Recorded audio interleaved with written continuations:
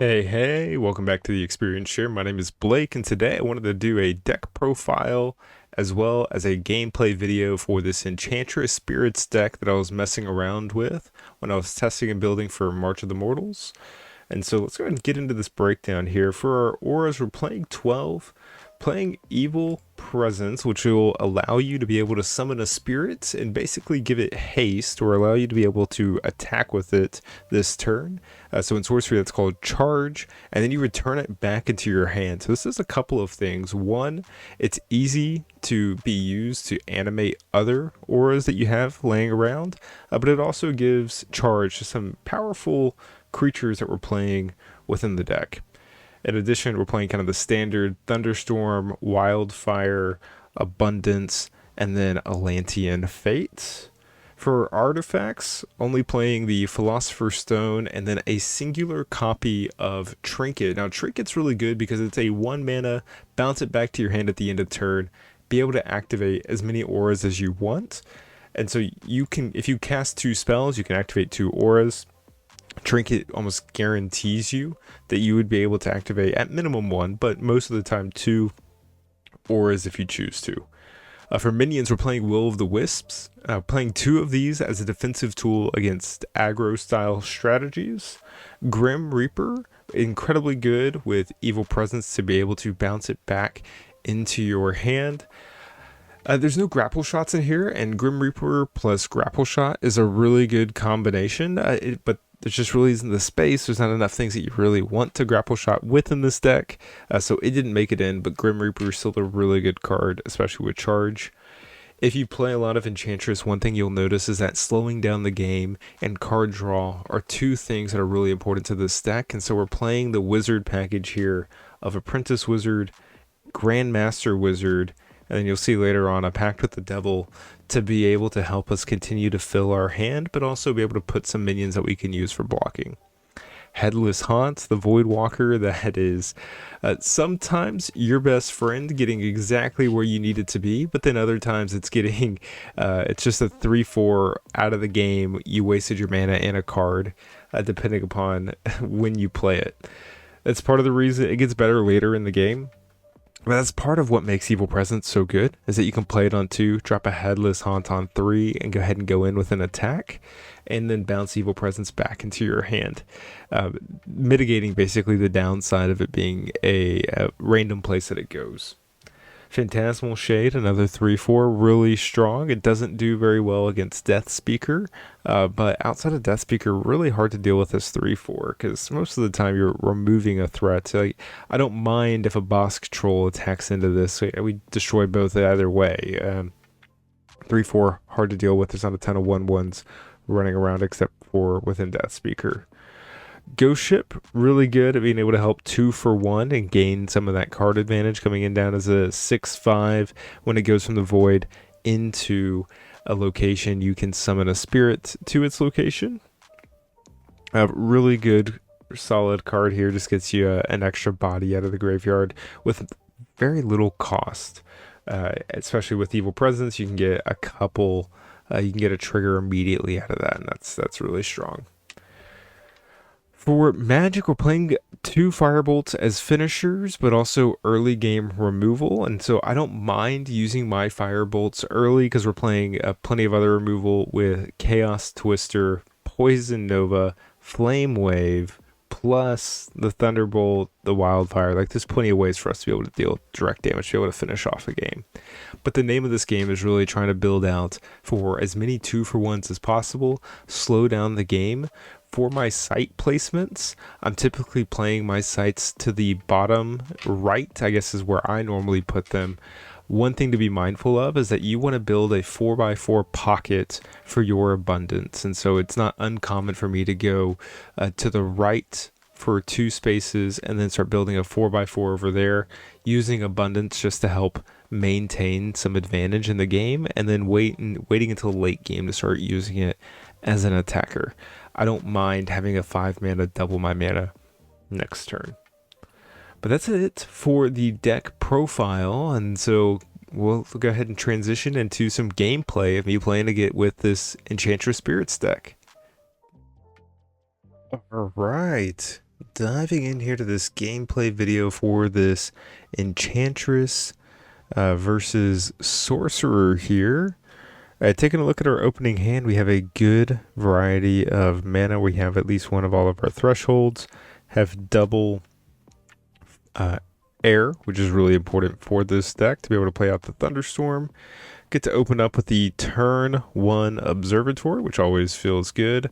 Looking at the next few cards here, the order doesn't matter too much. We are going to want to have the option to be able to Chaos Twister if we need to. I don't know exactly. We'd have to be pretty far behind to need to Chaos Twister this early, but Chaos Twister really good at pulling off and getting some 2-for-1s. You can see me casually checking the Chaos Twister statistics on there. And Oasis here. Now, I was talking about in the deck profile how I build to the right, and that's kind of what I'm doing here. I'm playing this Oasis on the right-hand side, and I want to build up from here, and I'll try to connect the 4 dots and make that square, or the 4-box square, so I can play my Abundance into. That's kind of what we're going for here. Now, Enchantress is one of those decks that takes some getting used to and takes some playing. And so if you're like this type of play style of Enchantress, what I would do is start getting games in sooner rather than later. So you can start building up some practice and repetition with the deck. Some of the interactions of the rulings are weird, and it's can take a lot to get used to all the different triggers that go on the stack. And I'm sure in this game I probably missed several things. Sea Raider coming down here, and so what we can do is go ahead and cast a Thunderstorm here. And part of my thinking here is like, hey, do I need to complete this box now? And how do I need to play this Thunderstorm knowing I want to animate it next turn? So we're going to cast it here on this 4 spot so we can guarantee kill the Sea Raider. Go ahead, move the Thunderstorm over. And then now, if we want to, next turn we can put a sight directly in front of us, turning on Thunderstorm and going ahead and being able to deal some additional damage. Now, we'll see the Royal Bodyguard coming down here. And so now I go ahead and I'm trying to think through, okay, do I want a sight? What exactly do I want to play down here? So we're playing the Gothic Tower. We have 6 mana. Go ahead and cast that Grandmaster Wizard. Draw 3. And now we can go ahead and walk and attack. And I'm trying to attack this back right sight here. Reason being is that gives me at least a shot if he doesn't block to go ahead and hit the Sorcerer 4/3 opponent there. I think it's probably the right play to go ahead and take the block there. Decent trade for both of us. We both spent 4, just traded 1 for 1. I want my cards to get a lot of 2-for-1s, but his sights are generating free card advantage right here for him with these little 1 mana 1/1 tokens, and I'm gonna play a ton of ways to be able to remove them, or at least a ton of efficient ways to maybe remove the 1/1s. I don't really want to be wasting my Thunderbolts on 1/1s here. So we have a couple of interesting choices. We can go ahead and play the Abundance now, have all the mana that we need for next turn. We could also go ahead and cast a Poison Nova and killing everything here. We can cast a Flame Wave and kill everything. So we go ahead and make the executive call that Poison Nova is going to be the right thing for us to be able to do here. So we go ahead and cast over a Poison Nova, clearing off the board. And now we have, 5 cards in hand to our opponent's 3. But they still are a Sorcerer deck. And so they're going to have plenty of card advantage later on. Dropping the Hydra, immune to all non-lethal damage. Now I kind of wish I had that Poison Nova still. Looking to see, hey, is there any way that I can deal 6 damage to this? We're going to go with the Chaos Twister here.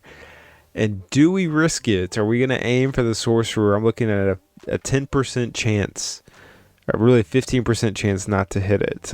And we go ahead and make the decision there. Go ahead and attack in, hit him for the 6. Nice little 2-for-1 type action there. Hitting somebody for 6 damage is quite strong. All right, opponent drawn 2 cards a turn here. Evil Presence would allow us to be able to use Phantasmal Shade, bounce it back to our hand if I want to go ahead and trade with the Bannerman. And all right, here I go ahead, play the Floodplain. We're going to go ahead and get out the Abundance.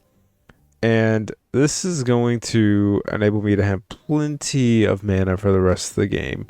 And I go ahead and use, go ahead and animate the Evil Presence, attack a site that can't be blocked to go ahead and hit him for 2. Thinking, there's no way he's going to trade his Bannerman with my Evil Presence here. And I feel pretty good about leaving it as a creature on my opponent's turn. And then he's got a little sneaky bonus Bannerman here. And he's going to go ahead and kill this Evil Presence. And that one, bit unfortunate here for me. Didn't do that math calculation of, he might have the second Bannerman to go ahead and kill the Evil Presence for free. Now we got Anchorman hanging out there on the back.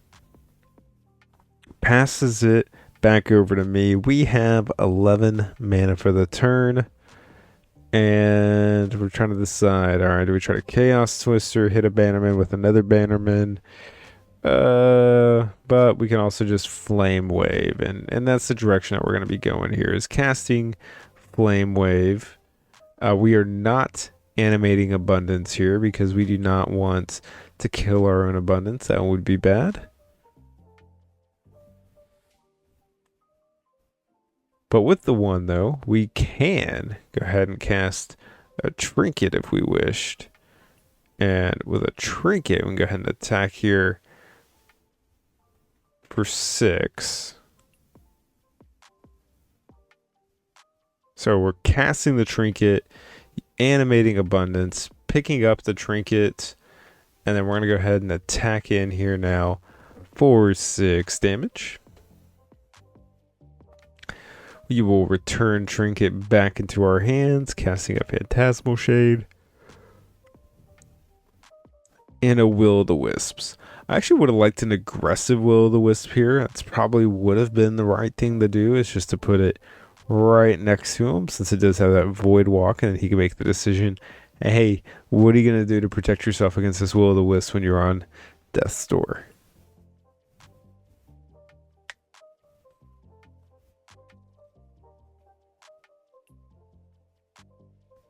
So here, to be able to close out the game, we do have the Chaos Twister to be able to deal some damage. So that's definitely an option here for us to try to go take him that way. He's just cycling a Geyser, goes ahead and floods the site. Then plays the Border Militia to put 1 on each Scout Tracker to get a 2/2 in the back. Alright, now the question is going to be, how do we deal with all these 1/1s? And how do we get rid of them here? So, we have 9 mana thanks to the Abundance. We do give our opponent, or we did give our opponent 2 mana last turn. And so here, if we attack with Phantasmal Shade, they just gladly throw a Foot Soldier in front. And that's a really good, profitable trade for them. Another Phantasmal Shade, not exactly what we're looking to see. And so here we go ahead and make the decision that we're going to go ahead and pay the 4 for Chaos Twister, targeting this Foot Soldier. Worst case scenario is that I could attack with the Abundance to kill the Foot Soldier. I mean, really, I could just attack, to attack the Foot Soldier. Well, he could block the Foot Soldier still. So I have to go in maybe with Shade. Attack with Shade. He blocks. Then I can attack that site I still have to trade it, but at least then he's on death's door. Now that he is on death's door and I no longer need, uh, I go ahead and walk the abundance back to not give him any sort of extra options. Looking back at it, doesn't feel like the best play. Maybe I need to just go ahead and get up in there, because if I would have attacked maybe the master tracker, then I'm right next to a sorcerer, causing planning to put a lot of pressure on him. He's got to remove a 5-mana threat on a water site, and that's going to be tough to do. So we just go ahead, swing in here with the Will of the Wisps to trade with the Foot Soldier, and then now we go ahead and cast a Thunderbolt and go ahead and deal the final death blow to our opponent. Huge shout out to our opponent here for this great game. Thank you all so much for watching. I hope you have a great rest of your day. Take care. Bye.